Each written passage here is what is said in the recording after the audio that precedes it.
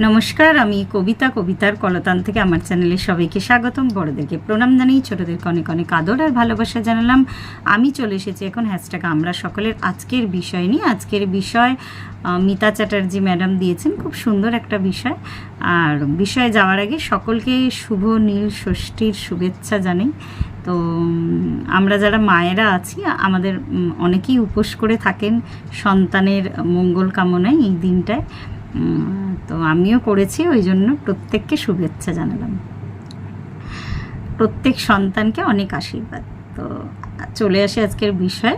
দুটো বিষয়, একটা হচ্ছে যে জীবনে প্রথম সমুদ্র দেখার অভিজ্ঞতা, এটা 2 নম্বর বিষয়। প্রথম বিষয়টা হচ্ছে জীবনে যে মধুর প্রাপ্তিগুলো আছে সেটাকে মাঝে মাঝে মনে করা।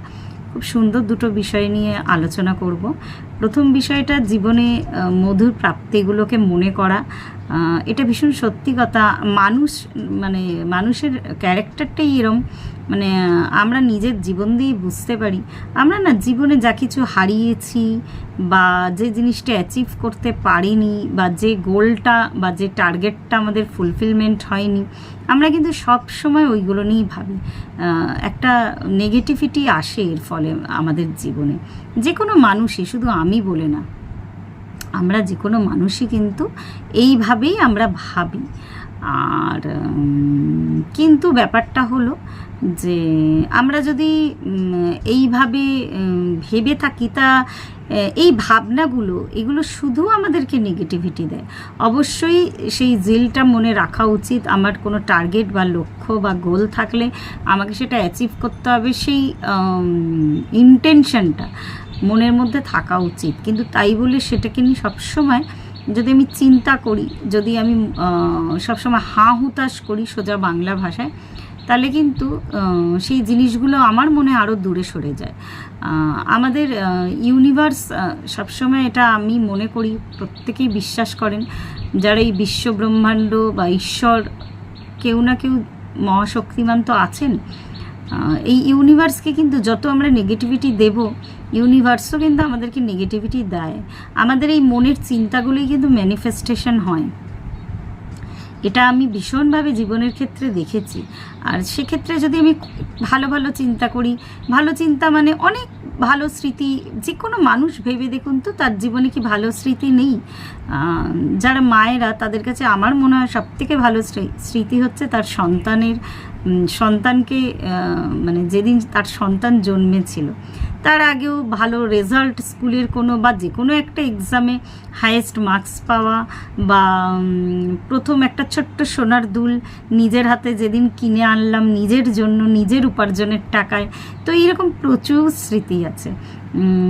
আর আমি একটু ঘুরতে বেড়াতে যেতে ভালোবাসি, প্রায় মাঝে মাঝে বেরিয়ে পড়ি কারো না কারোর সাথে, পরিবার হোক বন্ধু হোক।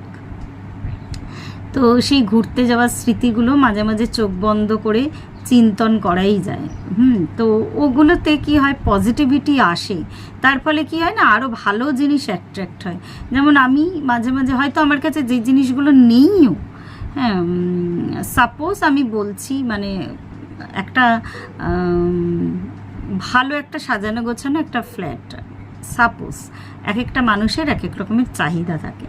তো বা কারোর একটা সরকারি চাকরি, সে যদি একটু চিন্তন করেন বা চোখ বন্ধ করে ভাবেন, একটু ভিজুয়ালাইজেশন করেন যে সে অফিস যাচ্ছে, কি জামা কাপড় পরে যাচ্ছে, সেখানে গিয়ে কী কী করছে, তার এক্স্যাক্ট কত টাকা স্যালারি তার অ্যাকাউন্টে ঢুকছে, এই ম্যানিফেস্টেশনগুলো, বা যার বাড়ির শখ আর কি, ঠিক বাড়ির কোন জায়গায় কোন ফার্নিচারটা আছে, বা বাড়ির জানলা দিয়ে কী দেখা যাচ্ছে, তো এইগুলো একটু চিন্তা করলেই না আমার মনে হয় এই পজিটিভিটিগুলো কিন্তু আসে। এমন নয় যে আজকে ভাবলে কালকেই চলে আসবে, এগুলো একটা প্রসেস। তোমাকে ক্রমাগত এই প্রসেসের মধ্যে দিয়ে যেতে হবে।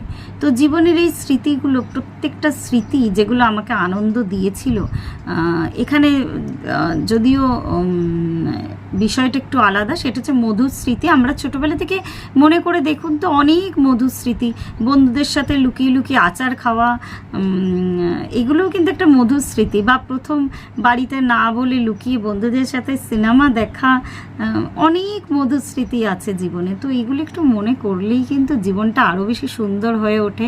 রাদার আমি যদি ওই সবসময় হাঁ হুতাশ নিয়ে বসে থাকি কি হলো না, আর কবে হবে। আমি এটা বারবার বলছি, কেন বলছি, আমি আমার নিজের জীবনে অ্যাপ্লাই করে দেখেছি।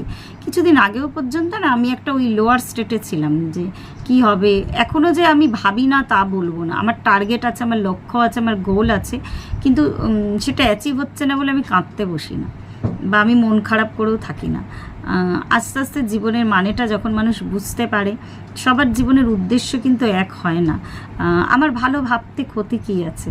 তো একটু ভালো ভাবনা চিন্তা করতে কিন্তু টাকা পয়সা লাগে না, শুধু একটু সুন্দর মন লাগে। তো সেগুলোকে প্রথম তো রিকল করাই যায়, যদি আগেকার কোনো স্মৃতি থাকে, যদি নাই বা থাকলো একটু মনে মনে কল্পনায় রং মিশিয়ে ভাবতে ক্ষতি কী। তো এটা প্রথম বিষয়টা ছিল। আর দ্বিতীয় বিষয় হচ্ছে আজকে প্রথম সমুদ্র দেখা। প্রথম সমুদ্র আমি যখন ক্লাস 6-এ পড়ি তখন দেখেছিলাম দীঘায় গিয়ে। আর গেছিলাম এমনি এমনি না আর কি, একটা ফিল্ম শুটিংয়ের সাথে গেছিলাম আর কি। এখনও মনে আছে, আমি তখন অনেক ছোট, 6-এ পড়ি, তো ছোটোই। আর আমি একটু বোকা টাইপের, বোকা মানে কি, মানে একা একা নিজের কাজ করতে পারতাম না আর কি, এরম ধরনের একটু কি বলবো, মানে এরমই ছিলাম আর কি। আজকালকার 6-এ পড়া বাচ্চারা অনেক স্মার্ট, কিন্তু ওই যখন প্রথম সমুদ্র দেখলাম না, মানে পায়ের একটা অদ্ভুত অনুভূতি, যখন প্রথম জলটা পায়ে এসে লাগলো, প্রথম তো একটু ভয়ই লাগে সমুদ্র দেখলে। আমার মনে হয় সকলেরই তা হয়, মানে একটা আনন্দ মিশ্রিত ভয় আর কি। তো ওই জলটা যখন পায়ে এসে লাগে না, তারপর পায়ের তলা দিয়ে যখন সুরসুর করে বালিগুলো সরে যায়, তো এই প্রথম অভিজ্ঞতাটা ভোলার মতো নয়, সকলেরই মনে থাকে আমার মনে হয়। সে স্বদেশের সমুদ্র দেখুক বা বিদেশের সমুদ্র দেখুক, যেরমই সমুদ্র দেখুক না কেন।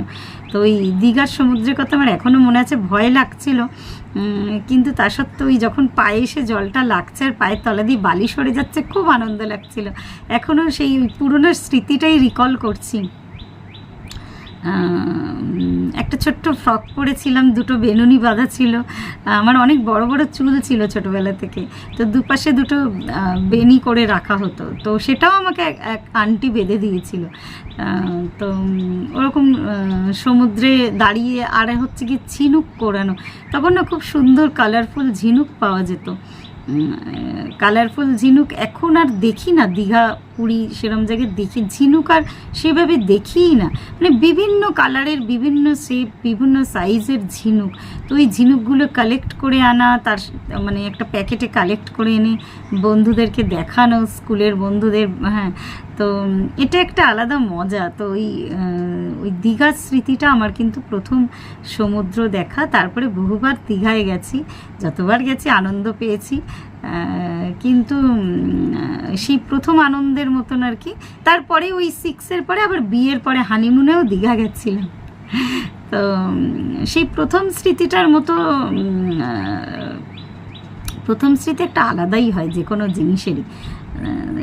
মানে বিয়ের পরে গেছে, অবশ্যই ভালো লেগেছে, তখন একটা আলাদা অভিজ্ঞতা। তখন মানে আমাদের সময় তো একটু কম বয়সেই আমাদের বিয়ে হয়েছে, তখন বেশ একটু মনে হচ্ছে বড় হয়ে গেছি। না, ভুল বলছি, আমি বিয়ের আগেও একবার কলেজের বন্ধুদের না, মানে এক্সকারশানে গেছিলাম আর কি কলেজের সাথে, বড় হবার পরে, তখন ফার্স্ট ইয়ারে পড়ি। হ্যাঁ, সেটার একটা আলাদা অভিজ্ঞতা ভুলে গেছিলাম। মানে এটাই বলে আছে, আমরা যেহেতু রিকল করি না ভালো স্মৃতিগুলোকে, তাই ভুলে যাই। তো বহু ছবি আছে তখন ওখানে গিয়ে, কিন্তু টিচাররা গেছিলো, বন্ধুরা, মানে ওটাও একটা খুব আনন্দ হয়েছিল। মানে প্রথম বাড়ি থেকে ওরমভাবে ওই কী বলে, ছাড়া গরু, বাঁধা গরু ছাড়া পাওয়ার মতন ব্যাপার, খুব আনন্দ করেছিলাম, খুব আনন্দ করেছিলাম। আর তখন তো হাতে অত টাকা পয়সা থাকতো না, কিন্তু তা সত্ত্বেও জিনিস কিনেছিলাম, ওর মধ্যেই যা পেরেছিলাম, মানে যতটা পেরেছি খুব চুটিয়ে মজা করেছিলাম, এখনও মনে আছে। তারপরে বিয়ের পর যাওয়া, সেটার একটা আলাদা অভিজ্ঞতা। তো প্রত্যেকটা স্মৃতিই খুব সুন্দর। তো আজকে এই পর্যন্তই রইল। প্রত্যেকে ভালো থাকবেন, পরিবারের সকলকে ভালো রাখবেন। ধন্যবাদ।